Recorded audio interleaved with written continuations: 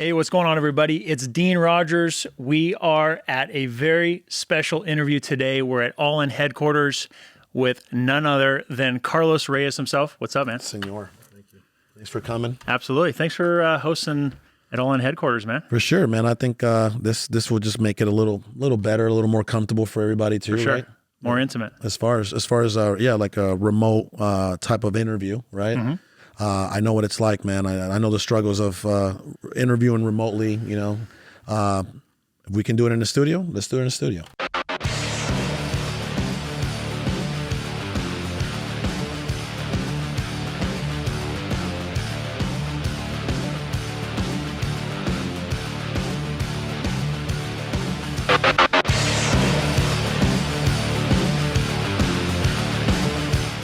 Man, I'm super excited to be here with you today because I've been following you for years and watching your journey while I've been going through a similar journey myself. Absolutely. Yeah. And one of the things I appreciate about you is just like your realness. Yeah. And I've said this to some other people, but like I can feel your energy. I sure. can feel your authenticity, and like I want to be around people like that. We connected pretty well in California. Mm-hmm. I felt like that was a really good, like, just connection. Because we didn't talk about business. No, you're one of the connections that I specifically remember, like, out of all the people that, you know, said hi, bye, Mm-hmm. or hello, whatever. You were definitely, I remember specifically where we were, you know, and what we were doing and what we were saying and what we were talking about. And that stuck with me, you know, that left an imprint on me. So you're doing your energy level, you know, you're doing what you have to do. And I know that you were crediting some of that to your wife, right? Yep. She's a lot of people think a lot of this stuff is hocus pocus, and it's not. You know, it's energy's real. If you ever read a book called Power versus Force by David Hawkins, he breaks it down to the science of, you know, what we are and who we are as human beings. You know, we are electrical beings, we are energetic beings. And the sooner that people start to really look into themselves at a deeper state, right? Mm-hmm. Internally, they're going to start getting a lot of answers, man. There's the clarity that comes with doing this type of work. And that's all it is. It's not about rocks and stones and crystals, you know, it's Right. about you just taking yourself on that spiritual journey and cleansing yourself of some of the, you know, the baggage and the trauma and the emotion, you know, the emotional trauma that, or programming and conditioning that was not your choice. You know, 100%. a lot of that in the early years, up until we were probably adults, a lot of that wasn't our choice. You know, like whatever most of the things that we saw, read, ate, all that, 100%. it was controlled by other people who May or may not have it was known better. their perspective. Yeah, Yep. it was their perspective, and they truly believed that was, you know, that was the best that they can do at that given moment. You know, That's why I wanted my wife to meet you, because she's an energy person, and one of her gifts is she can meet someone one time and just know, like, are they a good person or are they someone you should watch out for? same. It's called an empath. That's right. She's an empath. That's right. I'm an empath. My wife is an empath. My 9-year-old daughter is an empath. Okay. Can't say that for my 3-year-old yet. She's a little crazy. But my 9-year-old for sure is an empath. And my wife, like, one thing that's really helped my life in the past 2 to 3 years is I started listening to my wife. And I've gotten into some trouble by not listening to my wife. for the longest time, it's so stupid, right? As men, that we have this old programming and conditioning of kind of the machismo, like, Oh, 100%. like, oh, what was that? I didn't even I didn't even hear you. You She know, would like, say, don't do that. And I'd be like, no. I know better. I know better. I'm going to push through Yeah. it. This is going to work Look out. how far I've gotten us. Right. You know, that's that pride and ego that Right. we're programmed and conditioned as males, specifically as men. And for all the husbands out there that are listening, I know this, you know, you may not want to hear this, man, but listen to your wives. Listen to your wives. They are intuitive beings. They're, if you were to take, I'll take this here. I'll take this crystal here, right? This is, so their intuition, imagine this ball here being their intuition, and imagine that little speck there, that little black dot being our intuition as men. Right. That's the difference between women and men's intuition. You know, when you talk about a gut feeling, right? Like, think about it. Think about how extraordinary women are. I believe that women are stronger mental and spiritual beings than we are. We're just, honestly, all we have on them is physical. The bronze, yeah. Physical, right? Yeah. And that's, well, I'm not going to say that's starting to change because there's all kinds of things going on out there, but we're not going to get into that specifically in California, by the way. But mental, emotional, spiritual, I truly do believe women are stronger than us. I've seen it with my own eyes, through my mother, through my wife, through all kinds of different people. And my favorite people to hire, and I know this is probably, I don't know, God willing, I can't get sued for this, but I like to hire women. Yeah. I like to hire women. They're better workers. They're more intuitive. They're more disciplined. They're more responsible. They care more. Men, like most men, out of an 8-hour shift, they'll work like 2 to 3 hours and they'll fool around the other 5. Yeah. Women don't. Women will work, out of that 8-hour shift, 6 to 8 hours. That's funny. Without like the lunches and the breaks and whatever's going on. But that's my opinion about women and why we should listen to our women specifically a lot more. So speaking about women, one of the parts I love about your story is your mom. Yep.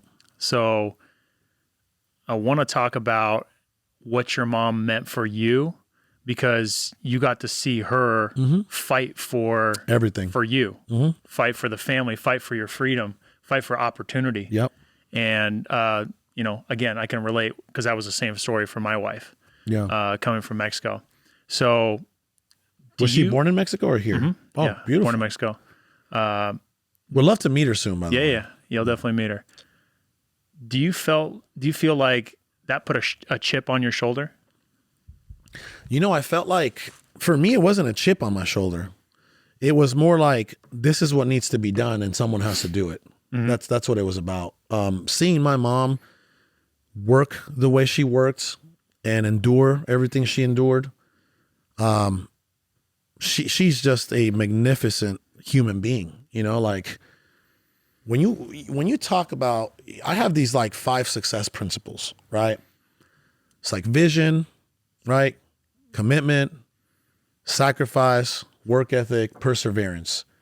Outside of those 5 principles, like if you follow those 5 principles, whatever you do, whatever vehicle you choose to try to get you to success, whether it's, house flipping or crypto, whatever, right? Mm-hmm. If you stay inside of those 5 principles, you will succeed, right? Think about it. Think about what we just said. Perseverance is one of them. 100%, yeah. That means that there's no quitting. There's no quitting, right?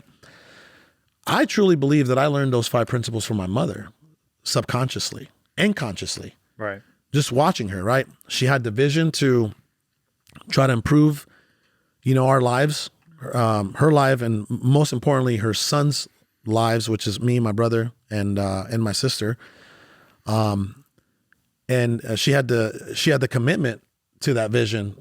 She's like, okay, I'm going to go to the States and, I'm going to create a better life for my children, much better than Mexico can offer them. And, much better than I can offer them here in this country. She had the vision. She committed to it. She came over first. She worked the field. She got amnesty. She got her paperwork through being a field worker. And then she definitely made the sacrifices. She left her kids. She had to leave her kids for 2 years with grandma. With my grandma. Right. Yeah.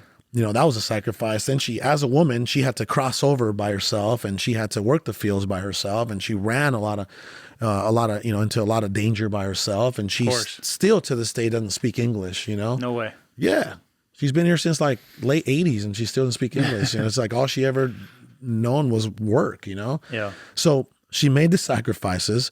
She definitely had the work ethic. There's no question in my mind. Like that woman at one point in my teenage years worked 3 jobs. She worked 3 jobs at one point for several years. So she had the work ethic and, she had the perseverance, man. She never gave up. To this day, I retired her in March. It was March of 2017. That lasted like 2 years. Like everything is taken care of for her. She couldn't sit still. Everything is taken care of for her. Yeah. Last year, she's like, son, she's like, I just can't be here not doing anything. I got to do something. Yeah. So then she took on like a 20-hour a week job at ASU, the university, and she loves it. I was talking to her on Saturday. I was like, Mom, why are you working? Like you lack nothing. Like even your phone bill's taken care of, right. like you lack nothing. Everything's done. She's like, honestly, she's like, it keeps me challenged. It keeps me alive. 100%. It keeps me with a purpose. And she works in the kitchen at ASU, and she was breaking. It was funny. Like we all kind of sat around her. It was my birthday. We had a birthday celebration, and she takes so much pride in her work. She's like, yeah, I'm putting the pizzas in, and man, I'm carrying these pizzas, and then I'm serving. I'm doing 2 times, and I'm doing this, and I'm just kind of like listening to her, like, bro, like I love her to death, and no disrespect in any way, and everybody in here knows that I'm one of the most humblest human beings that you'll ever meet. I'm not above anybody. I'm not better than anybody. But imagine like she's talking to a guy that produced 8 figures last year, right. And I'm just sitting there. She's talking about pizzas, yeah. She's talking about pizzas. Right. Like she's talking about taking pizza from here to there, right. I'm like, everything that I've learned over the years, I'm just sitting there just listening to her because, to me, it wasn't about the pizza. Right. It was just the admiration I have for this woman, like having so much honor and just the little things that she's doing for, I think they're paying her like $15 an hour or something. You know what I mean? Right. So I get all my hustle and all my programming and all my conditioning. She never told me I couldn't do, never, not one time. What do you think it was the shift? Because you'll see generationally, people are kind of stuck in the same place. Yeah. Right. And we were just talking about this earlier. A lot of the times it's not because someone's not capable. They don't have the talent or skills. It's because they don't have the right information and they don't have the right mindset. So what do you think it was for you to really shift and change things there? So I remember when I was about 4 or 5 years old, walking up to my grandma's house, and I know my story. Dirt roads, dirt floors. Literally grew up that way. Yeah. No electricity. We had gas lamps. We had no running water, so we bought our water from a guy in a big truck with a big container in the back. Ask your wife, she knows. Oh yeah. Right. He would come around once a week, and we would fill up our huge containers for the week. We had no kitchen. I mean, as far as no stove, like we cooked on fire. We had no refrigeration. We had no heating. We had nothing. I've been to Mexico. So I've been there. I've where stayed the night several times. I come from. I know what it's like. You know where I come from. I remember, again, walking up to my grandma's house at 4 or 5 years old, and my mother and I were talking about this several months ago, and I look at her and I was like, I just saw how hard she was working, and I was like, Mom, one day you're never gonna have to worry about money. We're not gonna be poor one day. And my mom, man, like, I think she just programmed me to just be the person I am today, man. Like, she programmed me for success, man. Like along the way, through our poverty, like she still just pour into me. Mm-hmm. Son, this is what it could be. This is what you should do. This is what I would like for you. Don't do, you know what I mean? Mom, one day I'm going to have my own business. You can have your own business, son. You just got to work hard. You see, like she never said, you can't have your own business. Right. Not one time I've ever told I got a 9-year-old and a 3-year-old. How do you think I'm programming them every single day? Oh yeah. I mean, like astronomical, like they can probably think my 3-year-old asked me, she's like, Daddy, this was around 9-something in the morning. She's like, Daddy, let me get on your shoulders. And, she's on, I always do this thing. Like I put her on my shoulders and I kind of just walk around the house, just with her on my shoulders. Yeah. And she's on my shoulders and she starts to lean back she started, and I'm like, I say, hey, baby, no, you can't do that. She's like, why? She's like, why, daddy? She's like, I fall down, I hurt. And I said, yeah, baby, you're going to fall down and hurt yourself. I don't want you to fall down and hurt yourself. Right. So the toughest part for me to teach my children is fear. Right. Like that's the toughest part 100%. For me. You see, it's like that most kids are told don't. Yeah. I'm for me, it's 99% yes. And 1% like, hey baby, be careful. I don't want you to fall. You're going to hurt yourself. Right. Right. But see, it's tough for me to teach my children fear. And that's what I want people out there to know is that our natural state of being is love, not fear. Mm-hmm. And at some point, through the programming, through the upbringing, through the conditioning, through the people we surround ourselves with, through the environment, we switch from love to fear. You see what I'm saying? Oh yeah. So once we're living in fear, what do we seek? Comfort, security, and comfort. Mm-hmm. And then what happens? What do people do with their lives? Give up on their dreams.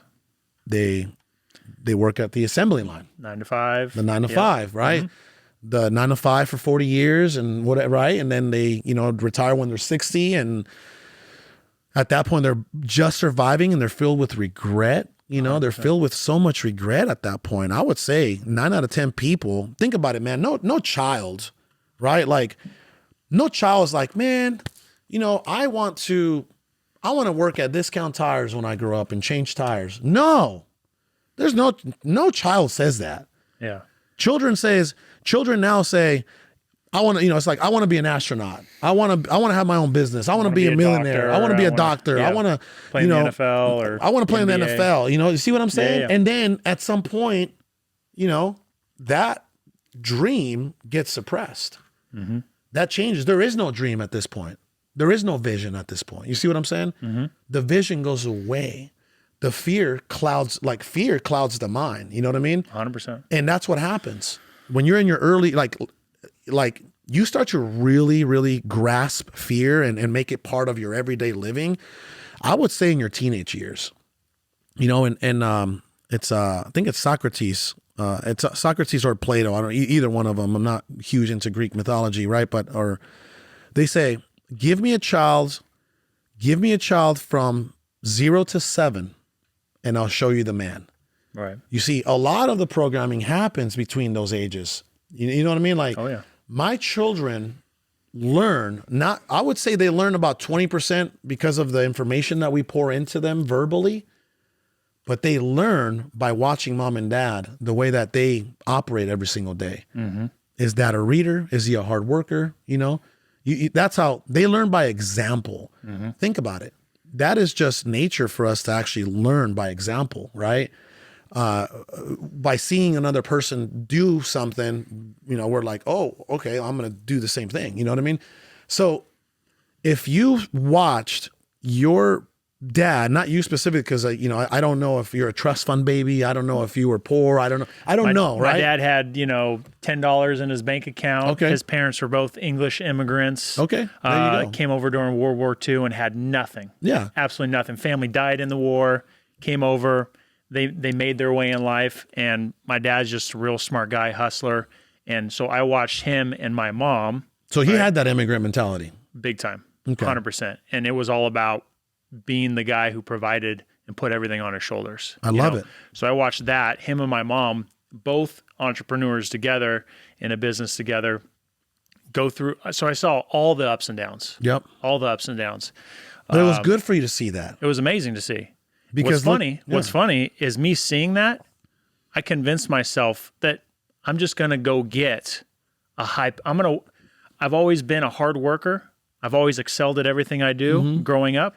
I'm just going to go excel at a super high paying job. Mm-hmm. I don't want to deal with all that. 6-figure job. So I went from the NFL, seeing that life, experiencing that at the highest level. What were you doing at the NFL? Playing. You played football? Yeah. I don't even know. What did you play? So my whole story, just the elevator pitch, is I went from, excelling at sports my whole life. And that was me. I was a sports guy. What position did you play? So I played tight end in college, and I went from tight end to fullback with the Chargers. Wow. And so for me, that was the light bulb moment. So the light bulb moment for me was I'm playing great. I'm feeling great. I got Norv Turner telling me I'm going to have a long career. But now that I'm 10 yards away from running full speed at someone, 10 yards away, and having a head-on collision, I'm going to be a vegetable by 40 or 50. Oh. So I was one of the guys. That's a common thing in the NFL, right? Yeah. I mean, it's not as honestly, it's not as getting common. Better? It's getting better. It's not as common as maybe it should be because, like, dude, you're at the top of the game. Why do you want to walk away from it? Yeah. You've worked your whole life to get there. And look at this lifestyle that it provides. Like, and you love the game. And you love the game. And you love the teammates and you know, the whole, everything. The whole experience is insane. Yeah. Like, you get crazy. treated like a freaking royalty. Rock star. You really do. Yeah. So to live and see that lifestyle and to walk away from it, that's the hardest decision I've ever made to this day. But I saw the writing on the wall. Like, if I keep doing this. How long did you play? Just for a year. So I saw the writing on the wall. If I keep doing this, I'm going to be a vegetable by 40 or 50. Yeah. Because I would go back from practices and ice my head because I could already feel the effects. Oh. But everything else felt great from the neck down. Did you see what happened with there was a documentary or something. I think it was like Jerome Bettis. He was having a hard time getting out of bed. Remember? I've seen a lot of that stuff. Okay. You remember Jerome Bettis? Yeah. The bus? Of course. Yeah. Yeah. Steelers. Yeah. Legend. Yeah. So, I mean, that was ESPN broke with the whole concussion stuff that year. The Will Smith movie. The Will Smith movie came out years later. Junior Seau killed himself that year in San Diego. Yeah. So it was like all the writing on the wall. Never mind. Yeah, he took his own life in that. In the chest, said, study my brain. So is that what he did? Mm-hmm. And they did, and they found it, huh? Oh, it was messed up. Yeah. God, man. I used to love Junior Seau. I used to, whenever I used to go to San Diego, I used to eat at Seau's. Yeah. Just because it was Junior Seau. Right. Like, I used to just go to Seau's, which it was a huge, like, restaurant. But it was so cool, you know? Of course. It was cool, man. Yeah. Poor guy, man. Great guy. Anyway, man, well, again, back to where we were saying, that really threw me off. I didn't know you played in the NFL. And I think you made a great choice, man. It was a wild experience. And one of the things I wanted to bring up to you today was to go through the experience I did. You could probably relate where you've worked so long to get to this certain point to where you're at now. Mm-hmm. Do you feel kind of like you're in a surreal moment? Do you feel like you're kind of in a dream? Do you feel like you're kind of in a movie? Because I know day one when I showed up for the Chargers, like, wow. It felt crazy, man. Yeah. Now I'm sitting next to Phillip Rivers. I'm sitting next to Vincent Jackson. Yeah. Doesn't Phillip Rivers have like 12 kids? He's got a lot, yeah. He'd be in there watching film with like 4 of his kids in there running around and stuff. That's hey, crazy. Dino, how's it going? Country boy. Yeah. But how do you feel now? Like, do you feel like you've gotten to that point? There's so much work to do. I feel the same way, yeah. There's so much work to do. And I was talking to somebody yesterday. I was like, man, I feel like Sal and I are just like 10 to 15%, to our capacity. Like, I really do believe, and you can ask anybody in our team, him and I we are equipped. We're equipped, and to get to that high level. Yeah, you guys are ahead of me, but I keep telling my team we're just scratching the surface. Like no. I'm not even talking about real estate.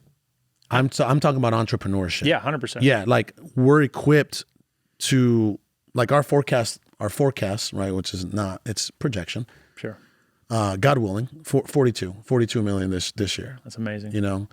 Thank you. And we've done everything wrong for so long. Mm-hmm. We thought it was right, but you kind of have to.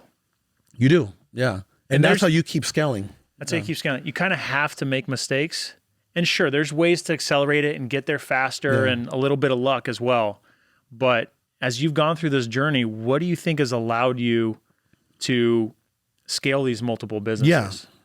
So, one thing that really helped a lot for me and Sal was when we truly did become business owners, right? Like, I'll give you an example.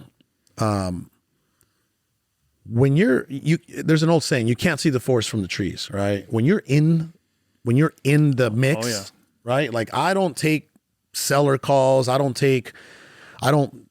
coordinate transactions. I don't do any of that. I don't sell my deals. I don't do none of that. Right. Mm-hmm. So what happens is when you actually become a business owner, because I believe that a lot of us start as like solopreneurs, no matter what business you're in. Mm-hmm. Then you're like a solopreneur. You're out there hustling, bustling, everything, and then you become like an owner operator, and you start to build a team around you, and you're still an owner operator, right? But then you become a business owner. Then you build that team, and you put leaders in place, and you become an owner operator. Well, now you have way more clarity. Now you're looking at your business and your vision and your organization from like a 30-foot overview, right? Mm-hmm. And now you're like, man, what if we bring in some multifamily play? What if we raise more capital? What if we launch a construction company? See, now you can start, you're not in survival mode anymore. You're not like, oh man, I got to close it. You see, it goes from like being in the machine to looking at the machine from outside in, right? Outside the box. So I believe that happened in 2017 for Sal and I. And when we started building our team, and that's when things just started. I mean, if you look at 2018, 2018 is when we really launched a lot of things, a lot of different ventures. And then it's like now, last year we, it took us 2 years to launch our e-commerce business. Right. And my strategic partner, he's upstairs, Rich, he's up there. But now it's like we launch e-commerce. That would probably do anywhere from 10 to 20, we don't know yet, but 10 to 20 mil. The scale on that's pretty nice. Excuse me? The scale on that business model is nice. There's no market cap. You should see our entire like marketing plan for, like our marketing plan, acquisitions, our systems and processes for that specific business. Mm-hmm. That's going to be that alone can be a 9-figure business. Yeah. I mean, is it going to be an 8-figure business? Yeah. Absolutely. That alone can be a 9-figure business. So that's what you get to do when you truly do become a business owner, and now you challenge yourself at it's a much bigger challenge, right? At a much higher level. Mm-hmm. But now your growth, now every like back then when you grew, it was like, oh, okay, I got another deal and that's another 30, 50K. 100%. Now when we grow, that's another several million that we're adding. Yeah. Every time we grow, every time we put something in place, it's adding millions. It's not adding tens of thousands or hundreds of thousands. Now it's adding millions of dollars. You see what I'm saying? That's where it gets fun. That's where it gets really fun, and that's where it gets really addicting. But you just have to try to not fall back into the trap. And what is the trap? Of letting go of everything else, right? Like you can't like. I remember, I'm scratching my side here. I'm not scratching my armpit, by the way. But I remember, when it was like, oh man, business, 24/7, no health, no family, no nothing. It was like all business and everybody around, like I suffered. I got up to like 270 pounds. I'm 220 right now. My family suffered, the connection wasn't what it needed to be. I wasn't present, I would never go back to that life. There's no amount of money that you can pay me. And guess what? You can't even get to that moment of clarity unless you succeed in like, unless you actually, how would I say this? Unless you complete the objective, which is building a business and all that, because that's just the kind of people we are. You can't even start to think about like, oh man, damn, I'm 50 pounds overweight. You can't even start to, that's not even a thought, right. Like you can't, oh man, like I can't really feel my family's love. You see, because you're so busy being busy, you know what I mean? Mm-hmm. So that's another reason why I strongly encourage a lot of people to, just, hey, take a little bit of a time out. What's really important? You say that your family's important, but how much time and energy are you dedicating? Right? There's an old saying, show me your schedule and I'll tell you what your priorities are. Right. Mm-hmm. And that's true. Like you can't sit here and talk about being the ultimate family man and how you love your kids and your wife when you're spending more time on your business than you're spending with your own family. If you give me a choice, like there's a reason why I don't show up here till like 10:30, 11, because I spend time with my family in the morning, and then I spend time with them in the evening, and then I spend all weekend with, you see what I can't get enough of my family. You see, but that's where I'm at now, but that's not where I was back then. So this is part of the journey. It's part of the process. And, I hope that I can help people avoid some of that pain. It's like, take care of yourself now, have a connection with your family now, be present with your family now.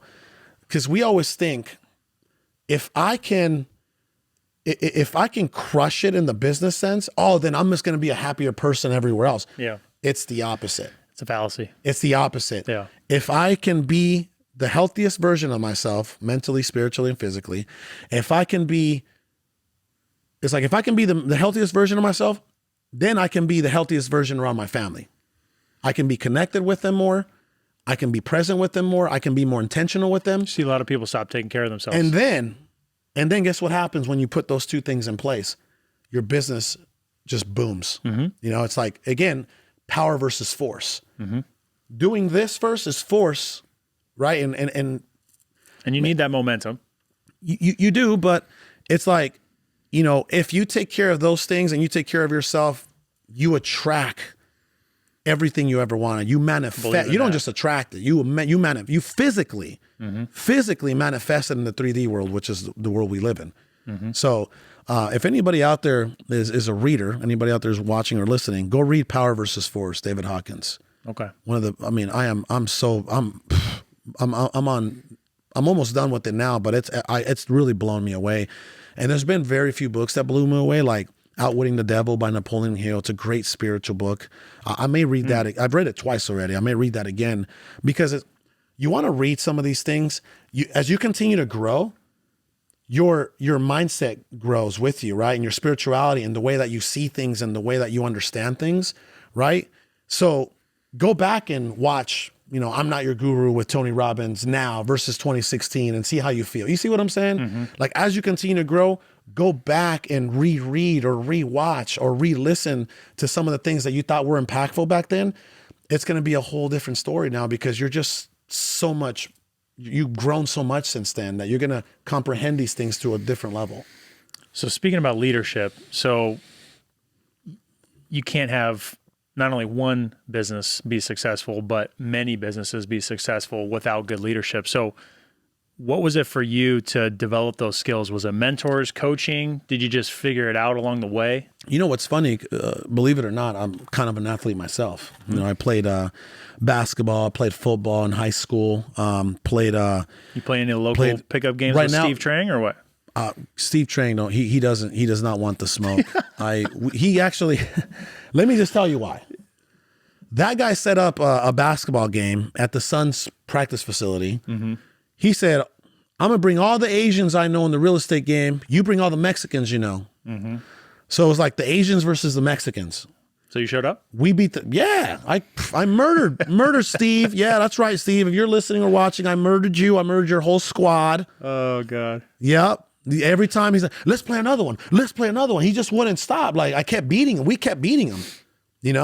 We kept beating him. And he just was like, let's play another one. Let's play. I'm like, bro, I'm done. Like, I'm done. Like, I've already beat you five times full court, 5-on-5, Yeah. So at one point he got really frustrated and he fouled me pretty hard. Taking out some aggression He was taking out some aggression on me. Ask him. Flagrant foul. Ask him. So I still do play competitively. I play in 2 different leagues. I play in a regular men's league. I love basketball. One of the top leagues in the state.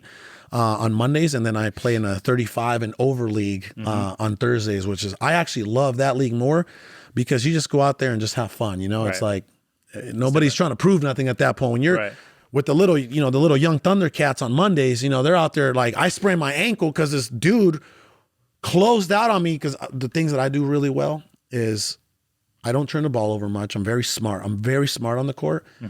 I can hit the 3 with the best of them. I'll hit you for 5, 7, 8 threes in a game. In a 40-minute game, I'll hit you because you don't even know where I'm at. I'm not the fastest. I'm just very, very precise. Like I'll take a step here, get open. Good You see what positioning. Yep, exactly. Yeah. So you know, I'm an old dog. You know, I got that veteran game. You know, I'm either hitting you in the post or I'm hitting a 3 on you. So That's me too. anyway, that's I still again, I learned a lot of leadership skills from sports growing up, but I also learned a lot of leadership skills from just doing, you know, like leading by example every day. 100%. Because I mean, for most people, you develop into a leader because the passion is there, and you want to develop. People. You want not only you, but other people to succeed, to step their game up. You know, you want them to operate. And don't get me wrong. There's other people. I mean, I got better. Let's just take basketball again, right? There's better athletes on my team, 100%. but am I the leader? I'm the leader, right? Because I'm the guy that's willing to step up. You know, even if I'm not the most talented, even if I'm not the most gifted, right? I'm gonna do 2 things. I'm gonna say it, I'm gonna walk it, and I'm gonna talk it. You know what I mean? I'm gonna talk it and I'm gonna walk it, right? Yeah. So it's not like I'm telling you to do something that I'm not willing to do. Right. And I believe that that's a big part when it comes to leadership. 100%. Yeah. Yeah. I remember my first year of hiring people, and as we've grown our team, the first year I was kind of scared to hurt someone's feelings, offend them. Then I threw that all out the window, and I'm always forthcoming with telling it how it is, right? Yep. But giving compassion as well, and putting the ownership on them, whether it's going to succeed or not. And the buy-in from the team and the execution and the results have gone through the roof. And there's different types of leadership out there. There's people like a Tom Brady, right? Tom Brady, you know, he leads with, not only does he lead by example, but he leads with positivity. You know, not with fear, right? Jordan, He was different. The Last Dance, Yeah. he led with fear. That was eye-opening, yeah. He led with fear. But you know what? It got the job done, right? You know, Will Perdue was talking about it. There was a little clip I saw on Instagram where Will Perdue, which was his center, he was like this big, tall, white, 7-foot center that was not very talented, not talented at all. But he made people like bring their best, like people like Steve Kerr, people like Will Perdue that nobody knows, people like Bill Wennington that nobody knows. Right. You know what I mean? People like B.J. Armstrong that nobody heard of. You see, people like John Paxson that nobody. You see what I'm saying? Like Jordan made everybody better, and that's what a leader does. Right. Right. He expects the most out of himself, but he expects the most out of you too. And that's what Jordan did, and that's what Tom Brady does, and that's what every great leader, Kobe Bryant, oh, he's an a-hole. You know, Kobe's an a-hole, and Jordan's they're not telling you to do something that they're not doing, right? They just expect more. This little clip that I saw, he told Will Perdue, he said, Will, when I throw you the ball, catch the ball. He's like, catch the ball. You see? Will's like, oh, man. Like, right? Like, what are you going to do? He's like, tell me to catch the ball. You know what I mean? Like, the best player in the planet is asking me to do something. What am I going to do? Yeah. So either you step up or you step out. Yeah. I'm a firm believer in positivity too. If you look at our team chat and go through the texts, I mean, we're all lifting each other up. We all are expecting a lot of each other. But how do you reprimand? Tell them how it is, right? Like this can't happen again. Like we get down to the root issue and figure out how to fix it. Yep. Right. Yeah. It's no sweeping it under the rug. Yep. And that was me when I first started, right? As an immature leader, I was more focused on the positivity. Getting along. Yeah. 100%. Friends and, you know, making everybody But like feel I good. said, like there's no sweeping it under the rug. Let's just rip the Band-Aid off. Let's talk about it. Let's make sure we fix it. It's not going to happen again. If it does, like we're going to have to behavior when it comes to human beings, behavior is always just a symptom, by the way. You know, it's like behavior is just a symptom. Behavior is a symptom. Addiction is a symptom. You see what I'm saying? It's the symptom, like you said, let's rip the Band-Aid off and get to the root cause. Yeah, there is a root cause why that person's showing up late. There is a root cause why that person isn't performing. You know what I mean? Yeah. That's just the behavior. And that's just a symptom of something that's deeply rooted, that's going on internally in most cases, by the way. Right. In most cases, it's just an internal battle they're going through, or you know, something's just not aligning internally. So that's what people out there need to understand, that, you know, when you see your teammates, you know, whether you're in business or sports, just know that behavior is just a symptom. You know, ask the tough questions, get to the root cause, and you'll be able to alleviate some of that behavior. All business is a people business, right? So if you can help empower them, help lift them up, help encourage them, but also help them fix what needs to be fixed, you can create a strong team. Absolutely. No doubt about it. Yeah. So when did you decide to go all in, no pun intended, on social media? Because, I mean, I remember the days watching you in the polos, national cash offer, and That that's was like when 14. that's when we first connected on social media, 14, just seeing you active in the business Yep. and kind of watching you along the ride. So when did you kind of make that shift to say, you know what, I need to go heavier into social media? 2019. And Why do you think that was? we didn't get it right until we're still getting it right. You know what I mean? Like that's it's a never. Yeah. You know, I tell people this all the time, man. Like I don't even consider myself a social media guy. You know, Kong's a social media guy. God bless him. I love Kong. You know, Ryan Pineda, he's a social media guy, right? Yeah. They're good. They're good at social media. They love social media, Really right? I'm not a social media guy. You know, I'm kind of a guy on social media, you know? To build on that, though, one of the gifts you have is to inspire people. I've been watching you for years. I can't get enough of it. Damn, thank you. I love it. And again, going back to that authenticity, like I feel it. Yeah. Right. And you're talking about real things. And it's not all like, hey, look at this. It's flashy this. Oh, we're all doing Went through good. that, yeah. And you've done that. Went through that. Don't get me wrong. Yeah, and went we've through that. I talked about remember that. I used to have a pinky ring. I still have. I used to have two, like $15,000 pinky rings. That's you good. know, that was what the hell was I thinking back then? It was like wedding ring, what pinky ring till I get a wedding ring. You know, it was like it's just the programming. You know what I mean? But Yeah. And that's how it is, man. When you know, by the way, I went through that phase. Something's itching, like literally right here, by the way. It's not something. I went through that phase, and you know why I went through that phase? It was a very short-lived phase. Do you think everybody has to go through that phase I think everybody has to go through that phase, unless you come from money. to get it out of your system? You got to get out of your system. Do you think it's that broke mentality? Like I was broke. I need to get to this level to validate myself to show that I'm successful. Yeah. So when you've never had anything, the moment you get something, you want people to know you have it. I think that's a big part of the conditioning behind that. 100%, yeah. And I feel like that's kind of where I was. My short-lived glamorous life probably was from 2019 to 2020. That was it. It was like, for sure, honestly, it was like 8 to 12 months. And it wasn't to the point of like what you see out there right now, right? Like, but it was like every now and then I, take a little shot of a watch or a pinky ring or a chain or, it was something that was like, and at that point, who are you really impressing?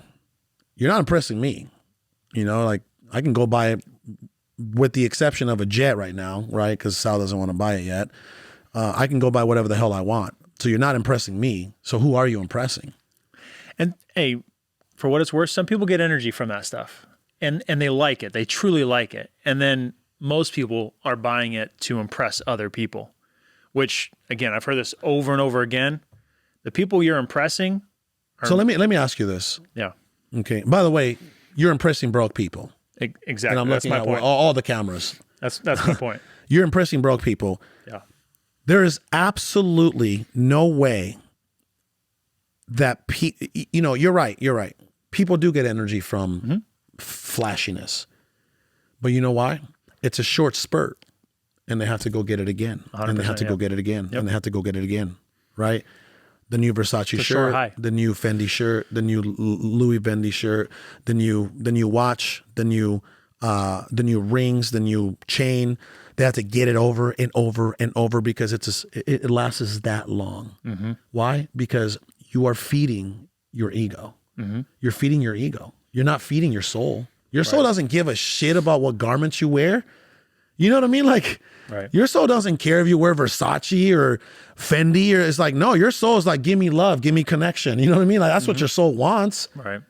Your your flesh, your ego is the one that's asking for, give me a chain, give me a watch, and give me some, and don't get me wrong, like I wear nice things, you know what I mean? I probably have a few $1,000s worth of stuff on right now, where I would, obviously not even counting jewelry or anything, but doesn't matter. Like, you can treat yourself to nice things. You don't have to make it a daily goal to show it to the world. I don't give a shit if you know that I'm wearing $800 Ferragamo shoes right now. You know, I don't give a shit. I said that so you can know, by the way. I hope you look at them after we're done. Joke, but you get my point, right?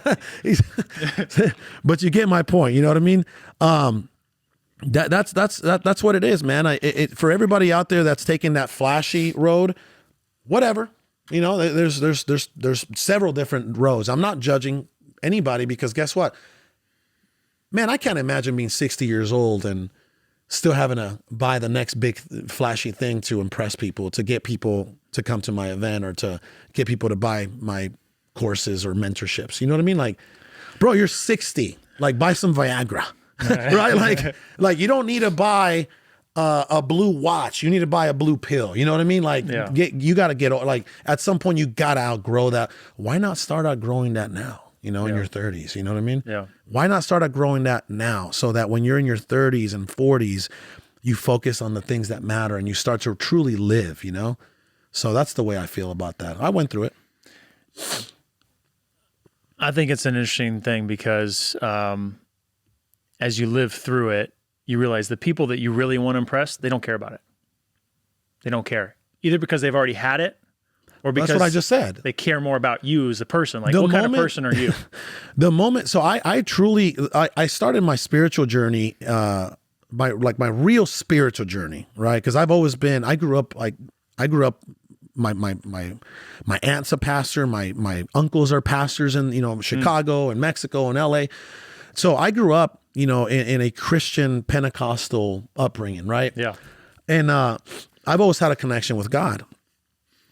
But, when I started my spiritual journey in March of 2019 is when I really started to know, I'm like, this stuff is not doing anybody any good. Like, how does this serve me? How does this serve others, So is that what shifted you from the flashy to the non-flashy? I can tell you multiple things, right? I think filling up my cup, right? It's like, okay, Rolls Royce, $50,000 chain from Peter Marco, and, watches from Peter Marco, and wedding bands from Peter Marco, and blah, blah, blah, blah, blah. Peter, you probably don't even know who Peter Marco is. That's okay. It's a Beverly Hills jeweler. But I filled my cup and I'm like, is that it? I'm like, wasn't fulfilling, huh? I just got a Rolls Royce Wraith. Like, what do you get after that? Right. You know what I mean? Like, what do you get after that? It's like, I don't fit in a Lamborghini, you don't either. Yeah.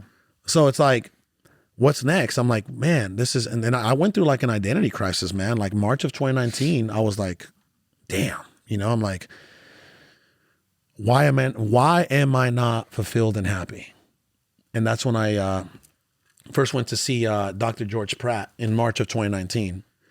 And I might stick around, because next weekend we're in La Jolla. I might try to do a session with him on Monday. So that's when my spiritual journey started. I went to see Dr. George Pratt in March, and then I started hiring personal development mentors, spiritual mentors. Mm-hmm. And that's, to this day, I still have mentors and coaches, Mm-hmm. And then I started to really, really ascend. I started to really like grow. I started to speak on bigger stages. I started to have more influence, and I'm like, and I'm like, man, You think it's because you had a different message? My message completely changed. Mm-hmm. My message completely changed, by the way. It went from like hustler to like, let me save you a lot of pain. Like, right. let me talk to you about all the things that I've dealt with and learned, you know what I mean? Right. And God has put me through the ringer, man. Like, my little brother, passed away January 9th of 2020. Mm-hmm. My father, who I didn't have a relationship with, he came into the picture 2012, and he just passed away several weeks ago. Oh, I'm sorry to hear that, man. It's okay. My mother, thank you. My mother at some point fell into drugs deeply, from 2005 to 2017. Wow. Glass, she was smoking meth, for those many years. if you think about the things I've been through, obviously poverty and pain, like what haven't I been through?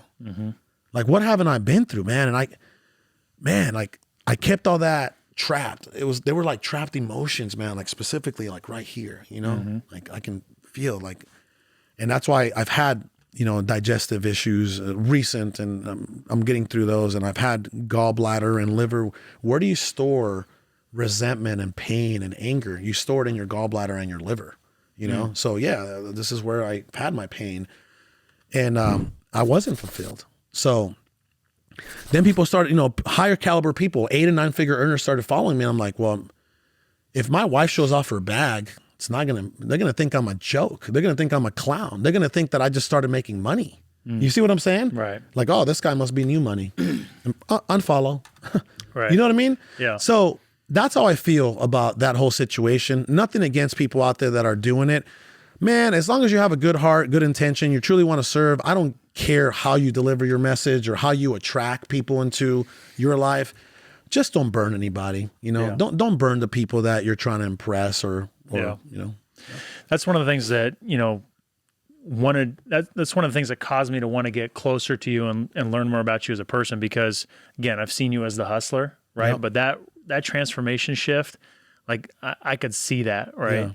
Yeah. And so I'm curious, as you've gone through this journey to where you're at now, do you feel like you still have a void in you that you're trying to fill? Or do you feel like you've gotten to the other side of fulfillment? I'm on the other side. What did I just tell you earlier? I said, I'm never going back. Right. Right. If this is the line and I have way more love, peace, and joy that I've ever had in my life. I don't want to go back. Right. Oh, and I know what it takes to not go back. I know that it takes, you know, not getting involved in toxicity and gossip and negativity and, you know, things that, you know, don't serve me, right? I say this all the time. Yeah, it's like, hey, does this conversation bring me up or bring me down? Does this food that I'm about to take, does this speed me up or slow me down? You see, like, that's how my mindset is. You know, like I just went to a recent mastermind, and some things were talked about after I left, not about me, but some other things, right? And I'm like, do I even reach out to this particular person? Or I'm like, you know what?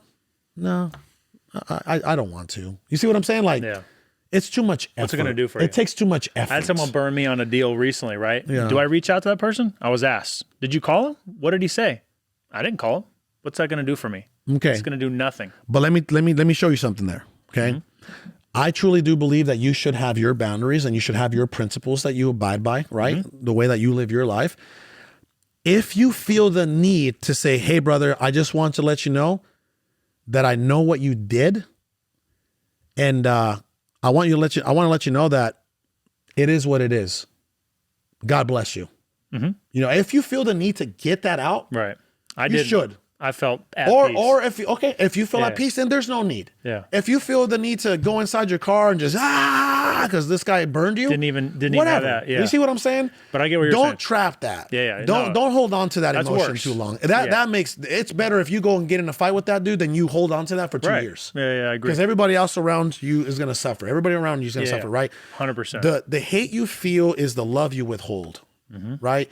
As human beings, we can only feel one emotion at a time. It is scientifically proven that if I'm feeling love, I'm not feeling hate. If I'm feeling peace, I'm not feeling chaos. You see what I'm saying? So if you feel the need to get that out, get it out in a healthy, positive way. Yeah. For you. Yeah. So that's crazy. All right. So we got some good questions here. But before we get into the questions, I wanted to talk about the spirituality.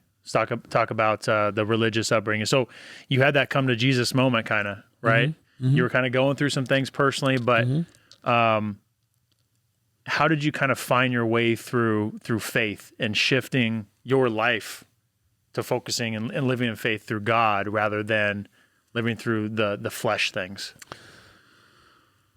You know, everybody, we all talk about how we believe that there's a creator, and we all talk about how, you know, we have all this faith, you know, and I think it was Jesus that once said it, that if your faith was as big as a mustard seed, you can move mountains. You know what I mean?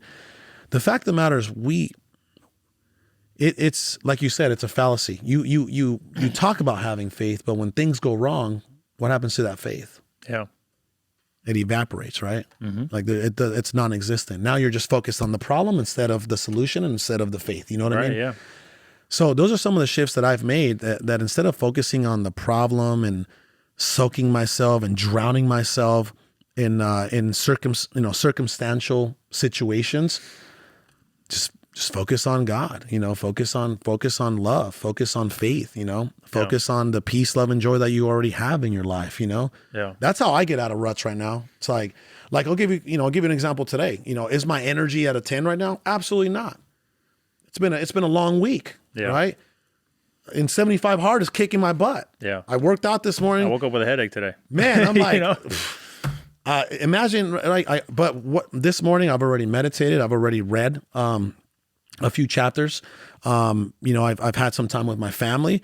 Man, like I have really complete days, and none of that would have happened if I didn't start, submerging myself into focusing on the love, peace, and joy that I have in my life.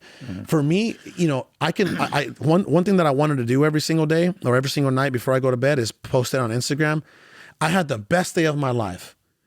Man, I just had the best day of my life because, brother, lately, because of what I've been, the things that I've been working on, and it has nothing to do with money. Yeah. Nothing to, like, I feel like every day is my ideal day, every day. Like something you said there is important though.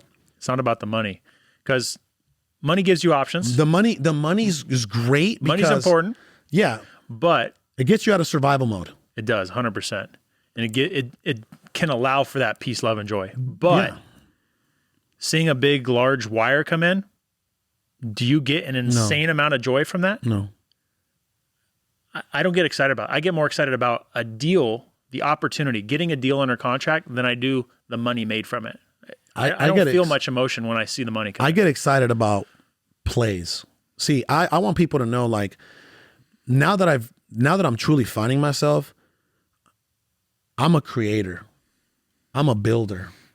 I'm if you want to call me an entrepreneur, call me an entrepreneur, right? Whatever, I guess that's just the area that I fall, the category I fall into. But man, I'm a creator. Like I like creating things. I love creating things. Like this building, that logo. Like this is me. Like I create these things. I'm a creator, man. Feel a part of it. Yeah, I create businesses. I'm blessed that instead of like creating toys, or which you'll still make a lot of money creating toys, but creating art, you'll still make a lot of money. Every creator gets paid. You know what I mean? Like every creator. Hopefully, not everyone. For the most part, right? Yeah. So, it's like I'm a creator. I'm a creator, and I have more clarity now than ever. So I think a creator creates impact. Right? Are you creating impact on someone? It could be, like you said, it could be a toy that creates joy. Yeah. Right? Or you could be impacting other people's life, which is what you're doing. I've been able through God, like just being a vessel, I've been able to impact a lot of lives, man. I'm talking about generational, like when you help other people make millions of dollars, that changes the entire trajectory of that family's existence.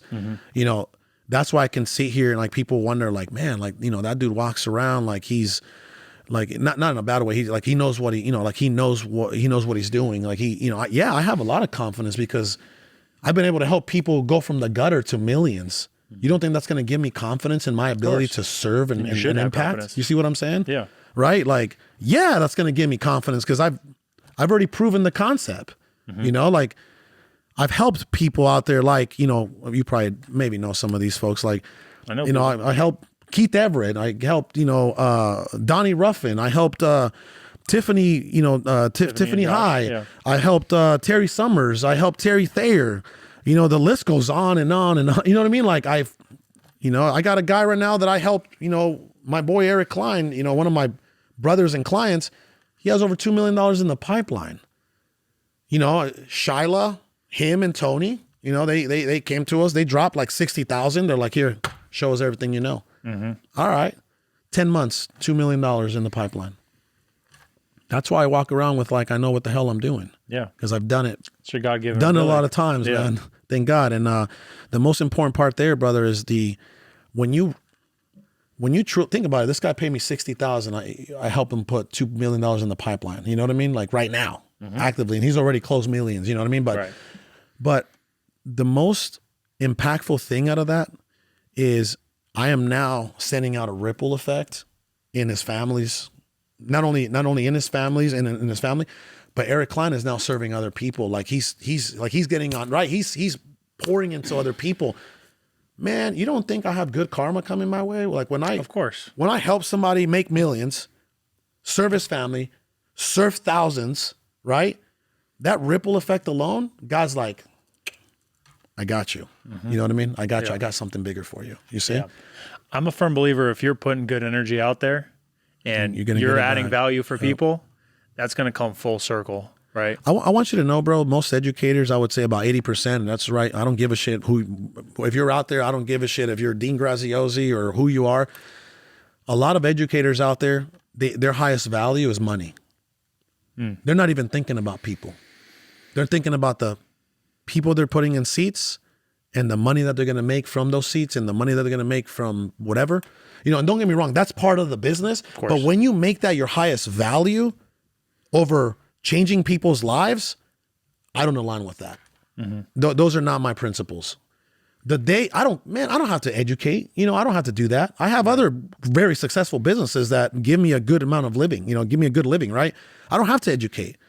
My passion project is serving people. And does it pay me? Thank God, right? Yeah. Thank God it pays me. But guess what? Because my passion project pays me, I'm able to even serve more people financially. You know, hey man, these folks need $5,000. People don't know. They know a little bit of a percentage, right? Not even 1% of the things that I do out in the world to help other people financially, mentally, and emotionally. You know what I mean? Yeah. But anyway, to all the educators out there, man, it's like if you're watching and your highest value is money and not the people, you should get the hell out. Because that's not good karma and it's not good for your soul. That's my advice on that. That's good timing for me because I'm literally about to come out with a coaching program in about Make it about people. Don't get me wrong. The money comes with the impact. Of course. Okay. Exactly. Yeah. And I genuinely love helping people. I know you do. And I sense, bro, you can ask my guys here. If I didn't think you were a good person, I would not see you. I believe that. Big fact. You know what I mean? If I didn't think you were a good person, met your mom yesterday, Yeah.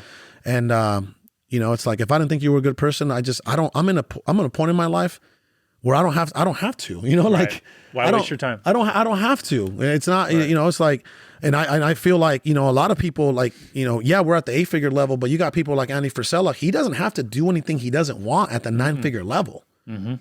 I feel the same way at the 8-figure level. You know what I mean? Right. Once you hit that 8-figure level, you don't have to do anything you don't want to do. Right. Really. 100%. Yeah. Yeah.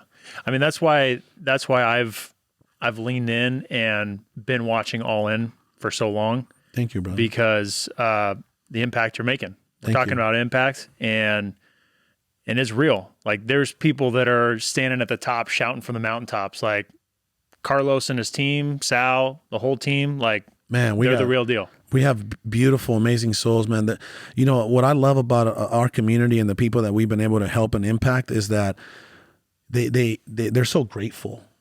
They're so grateful, man. Well, you're attracting the right people. Now I am. And that was part of that shift. You see, 100%, yeah. Back when I used to be the flashy hustler, right? And there's nothing wrong with that because, again, you have to go through these phases. You have to go through, in order for you to know what you don't want in life, you have to go through and see the things that you don't want in life. Like you got to experience those things. You know what I mean? It's like trial and error. It's wisdom comes from experience.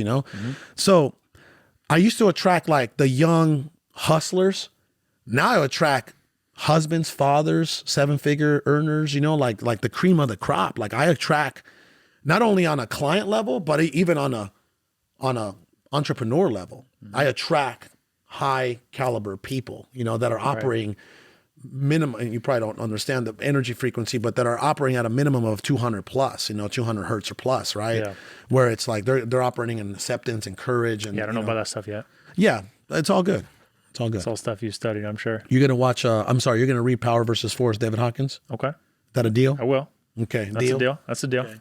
deal. And you tell me when you can text me and call me during the book, and then when you finish the book. I want to see what it does for you. Okay. Yep. I appreciate that. For sure. Well, let's get into the questions here. So we had some good questions from people that wanted to be involved in this. So, all right. So first question here, what motivates you? You know, it's the surface level stuff is to say like, oh, my family's my why and all that. Me, like I motivate me. You know, like Why do you think people think it's wrong to say that? maybe it comes out as selfish or arrogant, you know, but I think the fact of the matter is everybody in here will say, I motivate me, you know, like me. And but what's the context behind that? Me being bigger, better, you see, like every single day improving and becoming better, a better me, that motivates me 100%. every day. And because guess what? If I can be a better me, then I can be a better me to my family. You know what I mean? Like, So I think it's, I've seen that a lot in athletes. So being around athletes my whole life, right? Being an athlete, getting to the highest level in the NFL, being in that environment and then almost starting over, right? When I decided to hang up the cleats and walk away, you had to motivate you. I had to motivate me. Now the motivation and self-belief and confidence was already there. Yeah. Like I didn't stop. And unfortunately some athletes, they come from that level Yep. and they go into a depression. Identity crisis. They're trying to find their way. They don't even know what to do next, right? For me, I just got right to work, worked in corporate for a year, realized this is it. Typed into Google how to get started in real estate, found Sean Terry's free podcast. Love it. Did my first deal 3 months later, co-wholesaling a deal with him. Flip to freedom, baby. Flip to freedom. So I motivate myself because just like an athlete who has to work years at their craft to improve and overcome injuries and you know, try to achieve the success that they want, you develop that discipline, right? Yeah. And so I have that discipline already to work my ass off, whether I'm sick or not or whatever it is. Like I'm ready to do the work. Just Absolutely. show me the path there. Yep.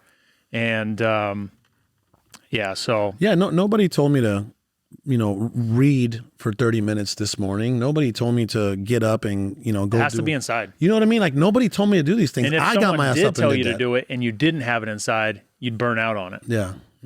Nobody tells me to do these things. I do them every single day. Again, I don't have to do anything I don't want to do anymore for the rest of my life, God willing. You know what I mean? But I choose, and I it's my choice. I think at this level, you know, it's about choices. You know, I get to choose to go work out. I get to choose to eat the right food. I get to choose to, you know, if I want to say yes to a speaking engagement or no, you know what I mean? So, you know, it's like, that's where we are now. I motivate me right now. I love that. When did you get clear on who you are? Was it that transformation period or do you felt like you had some clarity before that? Like, No. I think we all go through, we all go through, I wouldn't say imposter syndrome because we know, first and foremost, a lot of us don't know who we are. Then the other 50% doesn't know who we want to become. And that's a big problem. that's hard. That's a big problem. I knew who I was, but I wasn't much. I was just a hustler. I just had a work ethic. You know, I had, you know, I have some brains to go behind it, thank God, right? But I think everybody has this, we're all operating at the same level of IQ for the most part, unless you're Einstein, you know what I mean?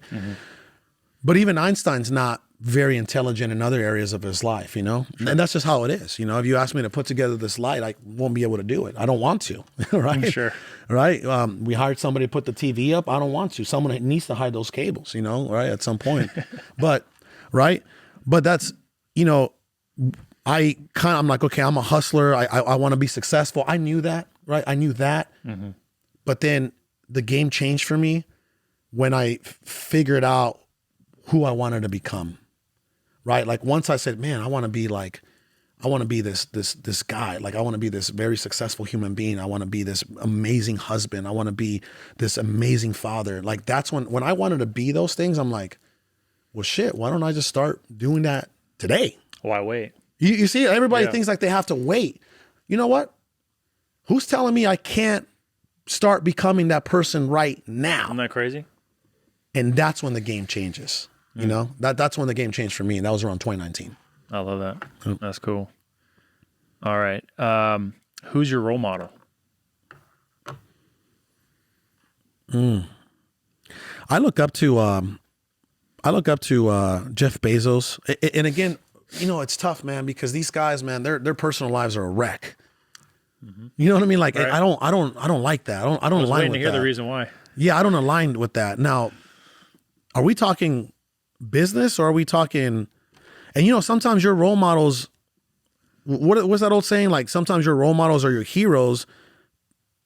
They deceive you. They let you They down. don't turn out to be who they Exactly, who you thought they right? were. Like like I'm sitting here saying, you know what, Tony Robbins, like, you know, I feel like Tony Robbins is somebody that I look up to, but what's behind the curtain? I don't know. What if I find out that what's behind the curtain isn't what I thought it was? You know, that would be heartbreaking, right? But Andy Frisella, you know, he's definitely a role model. You know, and he's not perfect. He's super rough around the edges, but I appreciate what Andy has done. Like, this dude didn't get paid for years. His story is pretty wild. You see what I'm saying? Like, Wild. it took him like 12, 20 years to build what he built at First To even Form, make a right? profit, yeah. You see what I'm saying? Like, Crazy. I look up to that. I respect that because most people these days are soft as shit, right? Like, they can't even go a week without getting paid before they start to lose their shit. See, I like that message, especially in today's culture right now. Yep. Like quit the soft stuff. Like Yeah. I'll save all the explicitives. We're but getting soft. America's too getting much soft. America's Too many getting good soft. times for too many years. America is getting soft. America is getting lazy. America is becoming entitled, right? It's in my opinion, okay, mentally and morally and emotionally, we are the weakest we've ever been. Can you imagine comparing this era to the World War I era, the World War II era, You can't. the Great Depression era? You can't. These guys would eat, like those guys would eat these guys for breakfast. You know what I mean? You can't even compare. Like I come from that type of environment, that type of background and upbringing, that type of culture.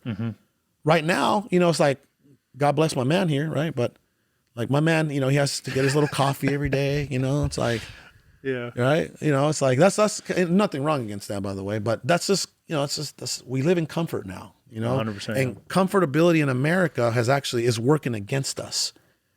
You see, I do. Yeah. comfortability in America is working against us, and it's going to get worse before it gets better. Yeah. You know, the next 2 years are going to be something that we've never seen before, man. Like, I don't know what that looks There's like. a perfect storm for something. I don't bad know what that happening. looks like, There's a but perfect storm. you know, I feel like the middle class is being eliminated right now, and they don't even know it. They're like, everything's good, right? They're being eliminated right now, and they don't even know it. They don't even know it. Yeah. Who can afford $10 a gallon in gas? Some of us are gonna have to start riding our bikes, right? Like, you know, like y'all better real. buy a BMX or a Schwinn somewhere. You know, Before but that gets that's too what pricey. America's becoming.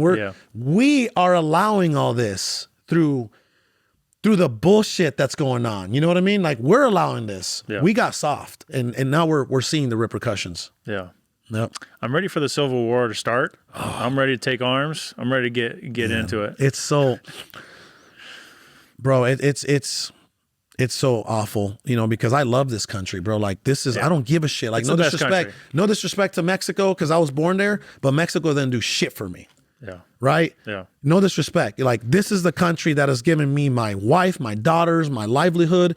I love this country, man. Like, I became a citizen here. Country opportunity. I No became doubt. a citizen here. I gave up my citizenship in other places. You know what I mean? Like, and to see what's happening right now, like to see where, like, we went from, like, I was talking to one of my friends who's a Democrat, right, this morning, and I'm not here to say, oh, I'm pro Trump or I'm pro this. No, I'm pro America. Right. I'm pro us.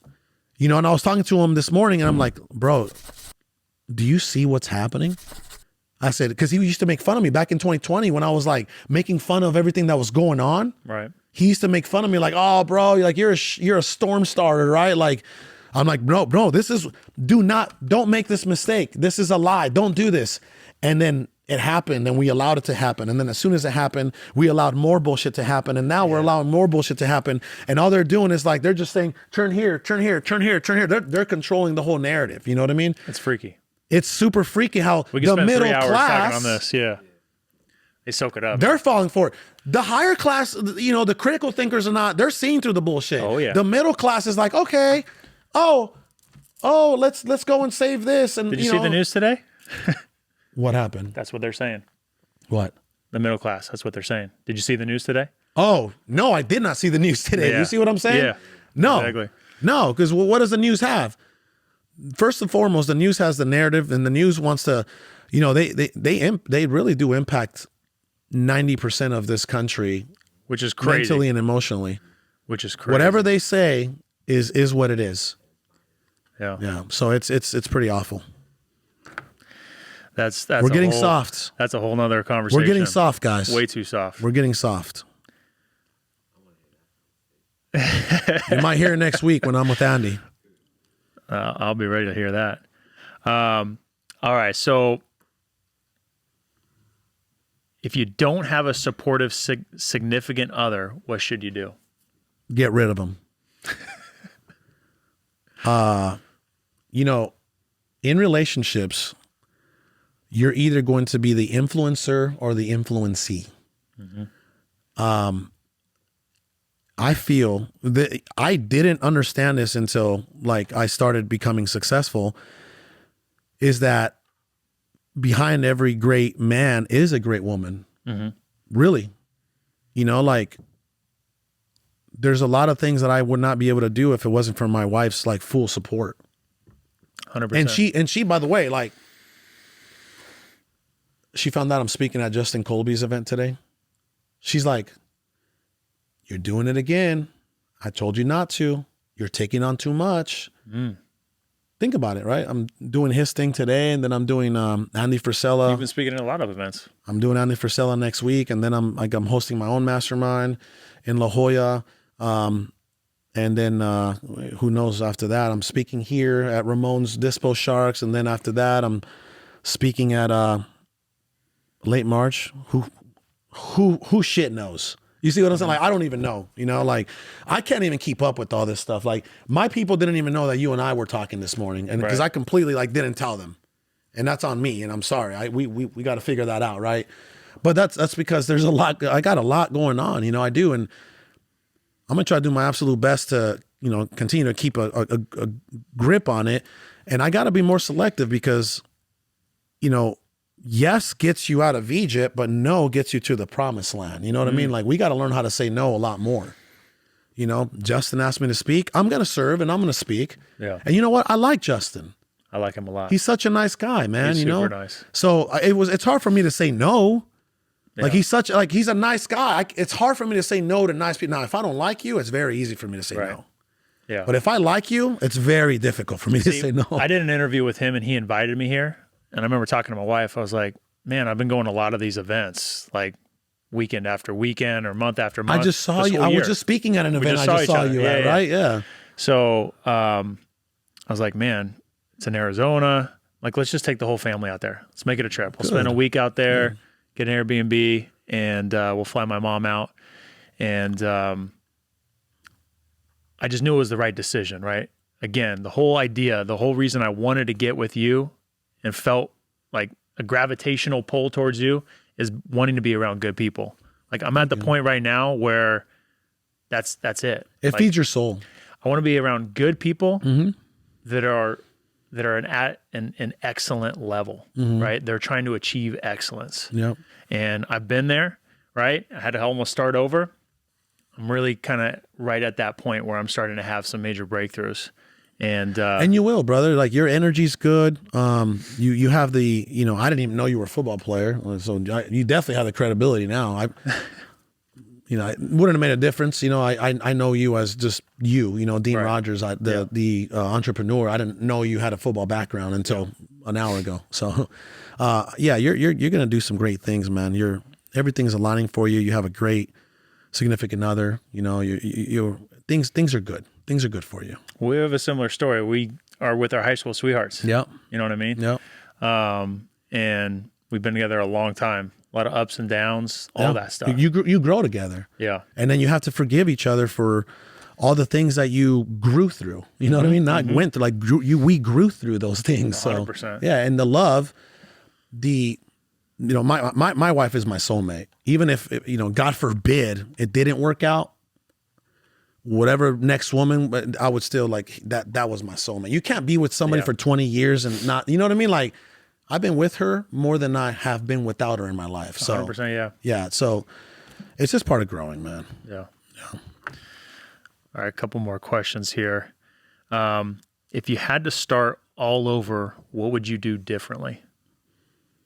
Well, I would hope I had a little bit of money. I didn't have much money. Because if you start all over, you know how to do it again. Yeah, right? yeah. But what would you do different? All right. If I had some money or no money, there's two different scenarios. That's a good question.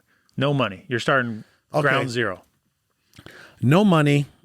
Because with no money, you got to go through the journey again, right? Yeah, you can't accelerate and say, I'll do this business or I'll do this thing. I definitely wouldn't do the bandit signs unless you're like in a C market, like a C-class market, like a San Antonio or something. Bandit signs are a grind. Well, I definitely did that. They don't really work in Cali or Phoenix much, you know. Unless you put out like 1,000 in a weekend, you might get like 10 calls. Right. I would probably cold call. If I had to start all over, are we talking real estate? Whatever you want. Okay. I would. Because we're real estate guys. Yeah. At the core. Yep. But you're into different stuff now. For sure. And I'm starting to barely get into some other stuff too. Yep. And you can't do that until you systemize your company, right? What I would do is, well, especially right now, man, there's so many opportunities right now, right? Like you have Amazon, there's endless opportunities. It's crazy. It's crazy. But let's just say that it always comes back to real estate anyway. Right? Every billionaire and multimillionaire, they always end up, becoming a real estate investor. Look at, even Grant Cardone, right? He didn't make I don't think he made his fortune until he started doing real estate. So it always comes back to real estate. So we'll start with real estate.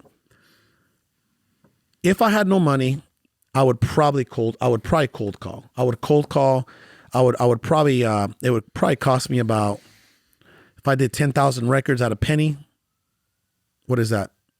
$100? Is that $100? Fact check. I don't know. Anybody has a calculator? All right, who cares? It's not Wouldn't be a lot. Wouldn't be a lot. $100. Wouldn't be a lot. I would skip trace that list. I would cold call that list. I can get a dialer, all in dialer for $90 a month. So I can, most people could afford that. Yeah. I would cold call. Every single day. It's proactive. It's to get into it. Yeah, it's economical. I would probably cold call 4 to 6 hours a day, every day. I wouldn't get off the phone until I get 2 to 4 leads.